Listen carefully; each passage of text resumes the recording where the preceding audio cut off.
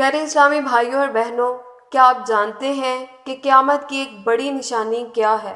حضرت ابو ہریرہ رضی اللہ تعالیٰ عنہ کی روایت کردہ اس حدیث پاک میں نبی پاک صلی اللہ علیہ وآلہ وسلم نے ایک ایسی نشانی بتائی ہے جو آج بھی ہمارے معاشرے میں دکھائی دیتی ہے۔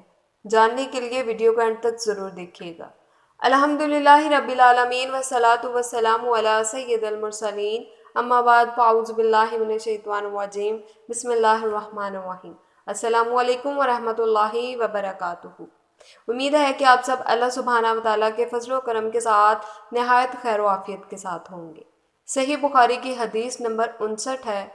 حضرت ابو ہریرہ رضی اللہ تعالیٰ عنہ سے روایت ہے، ایک مرتبہ نبی پاک صلی اللہ علیہ وآلہ وسلم مجلس میں لوگوں سے کچھ بیان کر رہے تھے کہ ایک دیہاتی آپ کے پاس آیا اور کہنے لگا، قیامت کب آئے گی؟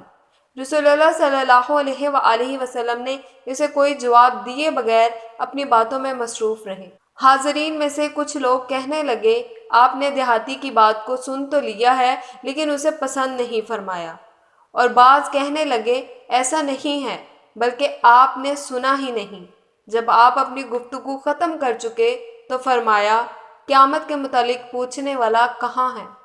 دیہاتی نے کہا، ہاں یا رسول اللہ، میں حاضر ہوں۔ آپ نے فرمایا، جب امانت ضائع کر دی جائے تو قیامت کا انتظار کرو۔ اس نے دریافت کیا، امانت کس طرح ضائع ہوگی؟ آپ نے فرمایا، جب ذمہ داری کے کام نااہل لوگوں کے سپرد کر دیے جائیں تو قیامت کا انتظار کرو۔ میرے اسلامی بھائیوں اور بہنوں، اس حدیث پاک میں حضرت ابو ہریرہ رضی اللہ تعالیٰ عنہ روایت کرتے ہیں کہ ایک دن نبی پاک صلی اللہ علیہ وآلہ وسلم لوگوں کے درمیان بیٹھے باتیں کر رہے تھے کہ ایک دیہاتی آیا اور قیامت کے متعلق سوال کیا۔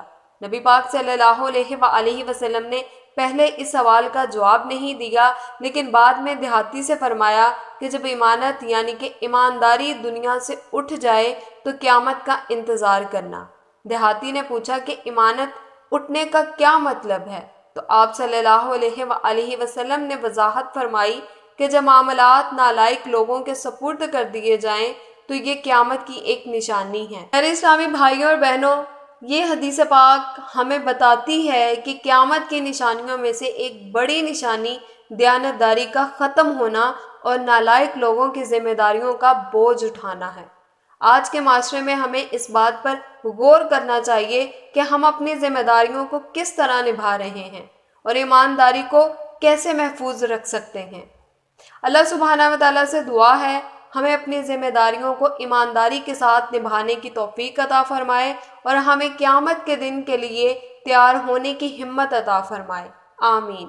اگر آپ کو یہ ویڈیو پسند آئی ہے تو اسے لائک اور اپنے دوستوں کے ساتھ ضرور شیئر کیجیے گا اور ہمارے چینل کو سبسکرائب کر دیجیے گا تاکہ آپ کو مزید اسلامی معلومات ملتی رہیں اور اللہ سبحانہ وتعالیٰ ہم سب کو ہدایت دے، آمین۔